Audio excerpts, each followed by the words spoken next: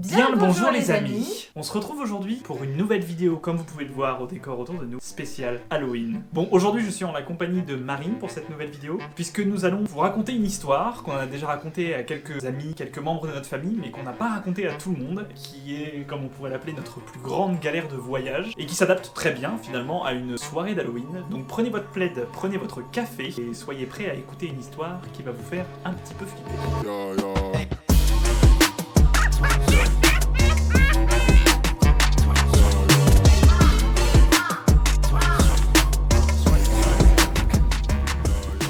Tout commence un mois de septembre 2019. On était en voyage en Nouvelle-Zélande avec Marine en PVT. Et ça faisait déjà quelques mois qu'on voyageait et on avait le manque de la famille, on avait le manque de nos proches. Bon, on se sentait un petit peu seul et on vivait dans notre van en Nouvelle-Zélande. C'est une information importante. Et pendant ce trajet, on a rencontré des amis qui ont fait plusieurs expériences d'échange un petit peu comme jeune fille au père dans des familles où en fait tu vas donner et rendre service à des familles en échange du gîte et du couvert chez eux. Après plusieurs discussions, nos amis nous ont convaincus de le faire. Après plusieurs expériences de leur côté, ils nous ont raconté leurs histoires, le fait de retrouver, de créer des liens avec des nouvelles personnes et de rencontrer des nouvelles personnes en voyage. Ça résonnait en nous comme étant la chose à faire aussi pour retrouver du lien et comme un cocon familial à ce moment-là. On se crée donc un profil, petite photo, petite description, et on arpente les sites à la recherche des petites annonces qui pourraient nous intéresser potentiellement. On finit assez rapidement par trouver l'annonce qui nous correspond, qui est une famille de 5 avec 3 jeunes enfants en bas âge. Sur l'annonce, il précise qu'en gros, les tâches qu'on aurait à faire seraient de s'occuper des enfants, passer du temps avec eux, on pourrait également travailler dans le vignoble qui est autour de la maison, voire aider dans la boutique, puisqu'en l'occurrence, les parents auraient une boutique de vin, et on pourrait aller aider dans la boutique à travailler avec eux. On envoie un message, on met nos conditions, puisque Marine est asthmatique sévère et allergique aux animaux, donc on demande s'il n'y a pas de chiens, s'il n'y a pas d'animaux et toutes ces choses-là.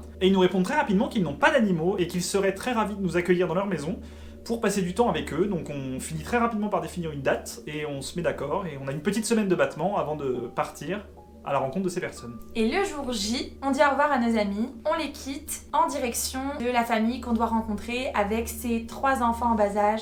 On n'a qu'une seule hâte, c'est de pouvoir les rencontrer, c'est de pouvoir serrer les enfants dans nos bras, avoir un petit peu d'amour qui nous manquait de notre famille. Et on se dit, on n'aime pas arriver les mains vides chez les gens. Et si on allait acheter quelque chose pour les enfants? Ça nous créerait un premier lien avec les enfants, avec la famille. Ils verraient qu'on a quand même de l'intérêt à être chez eux. Et pas juste pour la nourriture et pour le logement qu'ils nous offrent. Ok, on y va. On va dans un supermarché lambda, on achète des jeux de société pour les enfants. On achète un Qui est et on se dit, c'est un jeu qui est assez simple pour des enfants en bas âge. Donc on se dit, c'est parfait, c'est un jeu qui est très simple à comprendre. Avec notre niveau d'anglais, on va pouvoir l'expliquer à des enfants. Donc on part avec ces jeux de société dans le van. Et on se dit, c'est parti, on y va à la rencontre de la famille. Et donc on ressort du magasin. La nuit commence véritablement bien à tomber, même si on est en fin d'après-midi. Comme on est au mois de septembre, et au mois de septembre, ça représente la fin de l'hiver en Nouvelle-Zélande, la nuit tombe quand même relativement encore assez vite. Et on sort du magasin, et là on reçoit un message de la part de la famille. Désolé, nous dînons chez les amis ce soir, donc nous risquons très probablement de rentrer un petit peu plus tard que prévu, mais faites comme chez vous, déposez vos affaires dans la Sunny Room, servez-vous un verre de vin dans le frigo et profitez du système son Sony. Voilà le message qu'on a reçu. C'est un peu bizarre, mais ça se trouve c'est des Néo-Zélandais qui fonctionnent comme ça et ça les dérange pas qu'on rentre chez eux même s'ils sont pas chez eux. Sur le coup, je me souviens même que ça nous a fait un petit peu rire d'avoir les précisions du système son Sony et toutes ces choses-là. Et puis on sait que dans tous les cas, nous on est fatigués, on va dormir, on les reverra le lendemain matin. On est dans le van, Maxime met le GPS en route, on part, mais notre GPS il n'arrive pas à trouver l'adresse. Il a comme un petit peu de difficulté, parce que c'est un GPS qui est hors ligne. Pour préciser, c'est vrai qu'en Nouvelle-Zélande, c'est pas toujours super bien couvert au niveau du réseau, et donc il y a beaucoup d'endroits où t'as tout simplement pas de réseau. Et là, je me souviens, on était à 10-15 minutes du magasin jusqu'à l'habitation des personnes, et là, le GPS nous dit de continuer, mais on n'a pas l'impression qu'on est au bon endroit.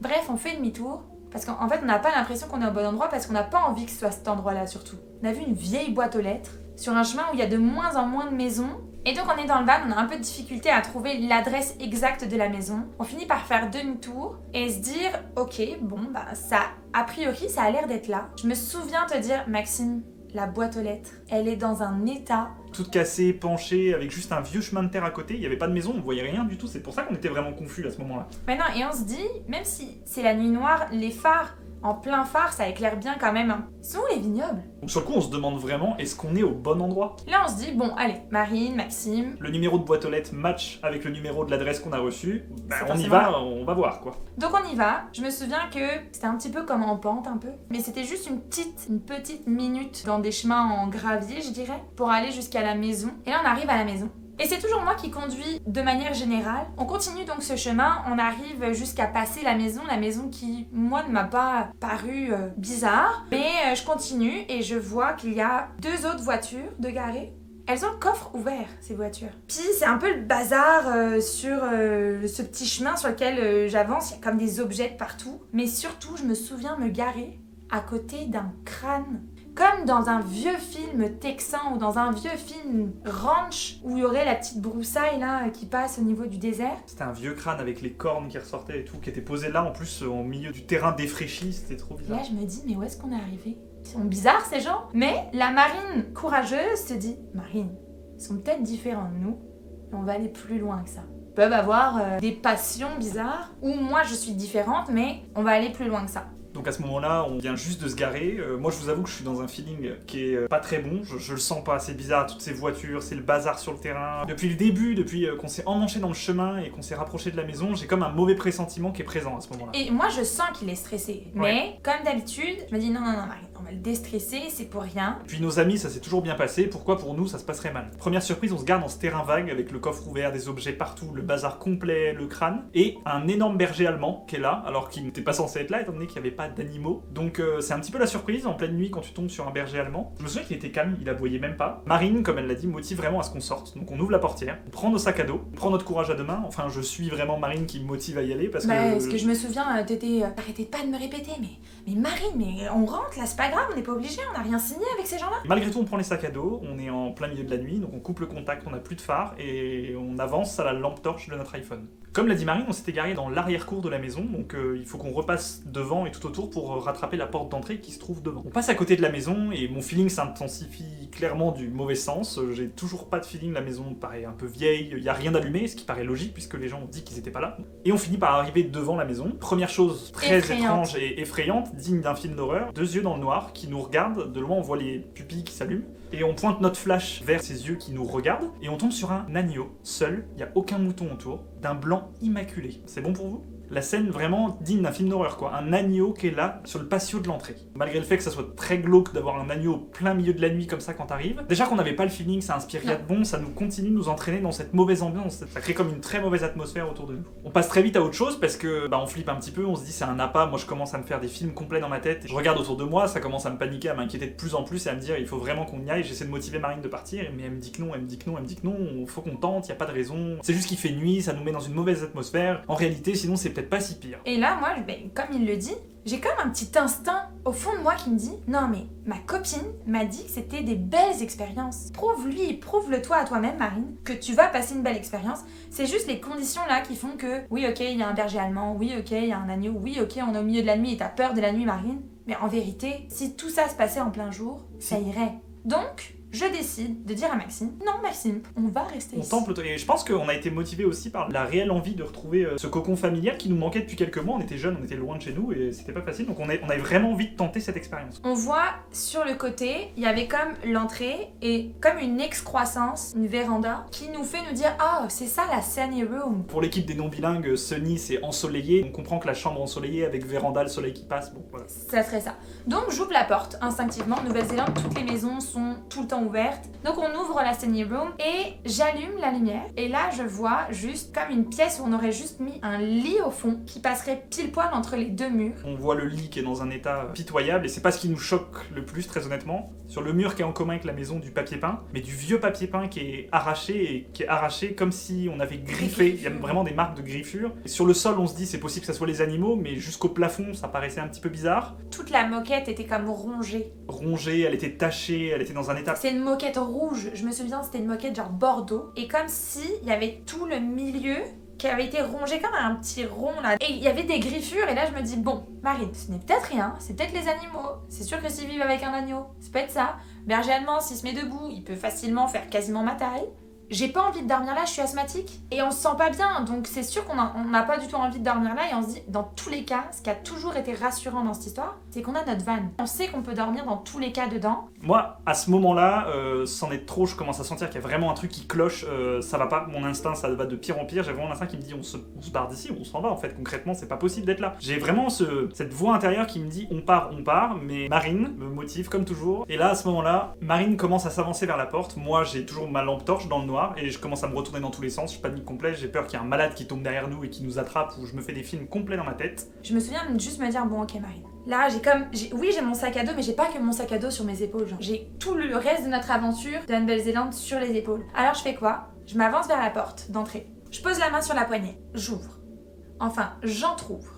Et là, ce que je vois, c'est simple, c'est comme une maison qui est à peu près allongée. J'ai la vue sur la cuisine, j'ai la vue sur une partie du salon. Tout est noir, on est plongé dans la nuit. Je vois juste à l'aide de mon flash et du flash de Maxime que je vois finalement se retourner dans tous les sens. Ce que je vois, ou plutôt ce que je ne vois pas dans cette maison, c'est que je vois pas la chaise haute des enfants. On m'a dit qu'il y avait des enfants qui vivaient, des enfants en bas âge, on rappelle. Ils ont entre 3 et 6 ans, ces enfants. Mais je me dis, mais c'est normal. On a l'habitude de vivre dans des maisons qui sont super rangées en permanence. Mais le truc, c'est que je ne vois pas de signe de vie. Je vois une maison qui est inanimée. Je vois pas de jouets pour les enfants. Je vois juste un couloir qui mène jusqu'à une pseudo-cuisine, un pseudo-salon. Mais je vois pas tout ce qu'on m'avait annoncé. Cette maison pleine de vie, cette famille si heureuse. Je vois rien de tout ça. Au fur et à mesure que j'entrouvre la porte, faut savoir que je l'entrouvre de façon assez lente. Même si je suis courageuse, je suis pas rassurée au fond de moi. J'aperçois tous ces éléments, ce bordel complet et cette maison, encore une fois, inanimée, tout en entr'ouvrant cette porte jusqu'au moment où je bute. Je bute, je peux plus ouvrir la porte. Sauf que la porte, elle est pas grandement ouverte. Elle est comme toujours entrouverte parce que j'ai buté sur quelque chose. Sauf que là, ça va très vite dans ma tête. Je me dis, si ça avait buté sur quelque chose, pourquoi ça a rebondi? Si j'avais buté sur un meuble, j'aurais entendu un petit clac. J'ai pas buté sur un meuble, j'ai buté sur quelque chose ou quelqu'un.